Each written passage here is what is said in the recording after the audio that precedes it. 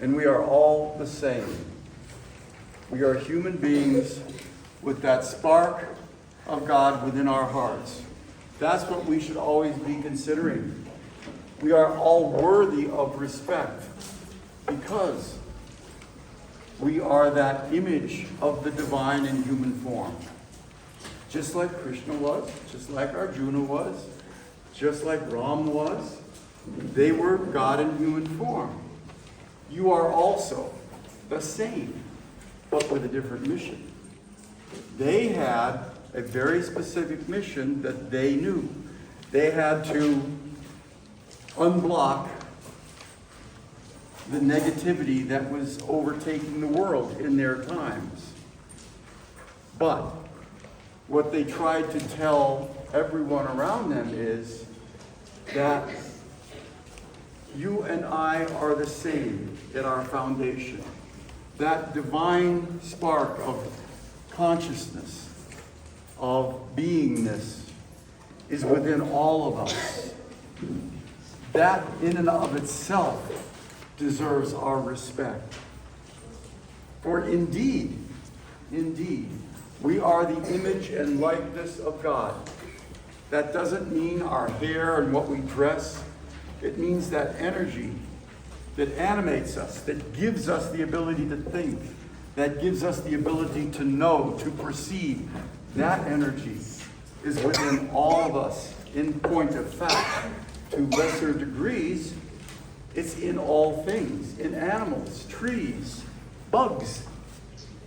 All of these things are simply different expressions of that divine energy. That doesn't make us better or grander in the scheme of creation. It makes us different. Those differences is what makes creation the beautiful expression of that divine energy, what it is. So when we say respect and human dignity, we're acknowledging that each one of us is worthy of that respect for what we are inside. Not necessarily how we dress, not even necessarily how we behave. Some people may behave very badly. That doesn't mean you have to hang out with them, but you should respect that divine spark within all things. Okay? So to me, that is the foundation of human dignity, though it's very difficult on occasion to see that if the road is very rough.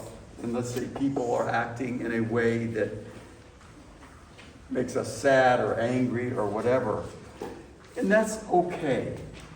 That's okay, but always remember that underneath that behavior is that same divine energy that makes you up. That, you respect that, not necessarily the action. You respect the actor, not the action. You see what I mean? So, that's important to recognize. It gives us at least a common foundation, a common basis for respect of others. Now, dignity is a sense of pride in oneself that a human being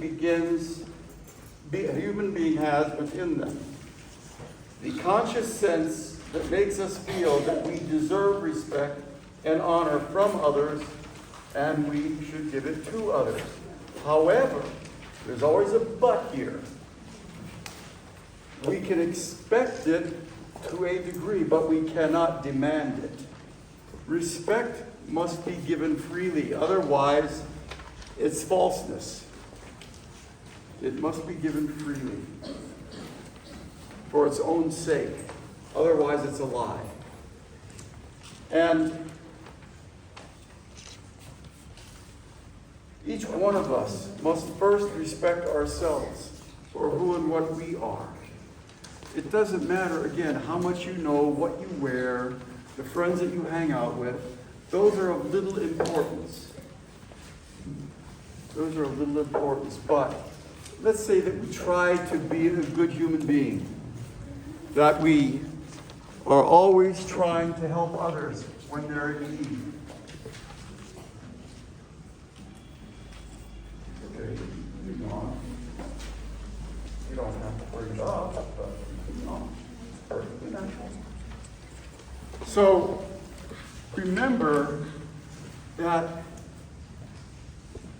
just because we may make mistakes, just because we may trip and fall, whether it's in the mind or through action, that doesn't mean that we're any less deserving of respect for ourselves.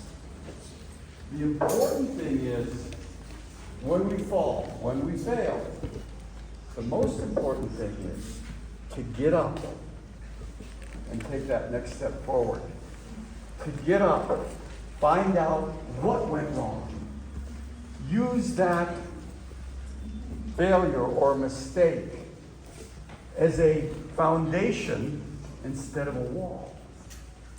You use it as a foundation when you figure out what went wrong and incorporate that into your knowledge base so that the next time something like this situation comes up, you don't have to repeat that mistake if you are consciously aware of what you are doing and remember the lesson from the previous time that it happened. So again, this is so important. You should write this down. That a mistake or failure can be used as the foundation to build up our life. When we look for what went wrong, we analyze, we find out what went wrong, and keep that information available so that the next time this situation comes up, I can act differently. Again, using it as a stepping stone instead of a blockage. If we start saying, oh, I'm stupid, this is terrible, that opportunity for building a foundation now becomes a wall that is difficult for us to get over or around. So always remember that when we respect ourselves, we give ourselves permission to fail. Every one of us will do this. If we're not failing, we're not doing anything. We seldom learn from the things we do correctly because we already got those lessons, right? We got that. That doesn't help us, but what can really help us is our failures. If we look at what was the cause of it? How can I keep that from happening again? Now you've turned it into a useful tool. And you can do that if you have respect for yourself, your ability to change, your ability to do something differently the next time, that you are capable. All of these things are components of self-respect. Because only with self-respect can we improve ourselves. And don't let anybody tell you differently. Don't let anybody tell you differently. All of you, every single one of you, has unlimited potential. It's just, do you choose to explore it? Do you choose to use it? This is what makes great men and women. They made a choice. They made a choice. I refuse to let failure stop me. Look at Thomas Edison. Made the light bulb, photographed, so many other more inventions, right? Thomas Edison failed 1,000 times in making the electric light bulb. But did he let the 50th failure, the 900th failure stop him? No. He realized what went wrong with this one and he improved a little bit. He realized what went wrong with this one and he improved a little bit. What did he do? He used those failures as foundations for success. So rejoice in the times that you fail, as long as you find out why and are able to remember and apply it. Now you're learning. You don't learn much from your successes, but you have the possibility of learning a great deal from your failures. And that is to be respected. That I will always respect and help a person when they say, geez, I messed that up, and this, I think, is where I went wrong. And then they're asking for some feedback. Well, can you help me so I can understand what went wrong and how not to do it again? What did I just do? I asked for help. Never be afraid to ask for help. Too often, our egos are so fragile that we're afraid of someone saying, oh, you're stupid. Oh, you don't know anything. And so what do? We close off and we crawl in a corner. And in effect, we kill ourselves. Self-respect also requires courage. The courage to not be afraid of failing. The courage to explore and understand the reason for that failure.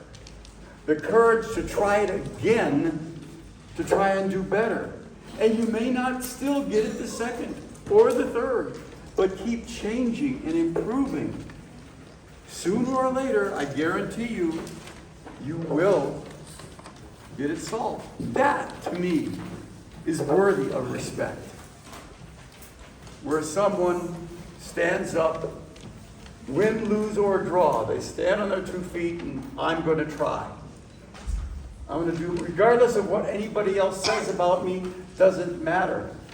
I know that I can do this. I know that I have the ability. Self-respect. What does that do? It breeds confidence. They're blood brothers. Self-respect and confidence go hand in hand. So, if we have self-respect, it's easier for us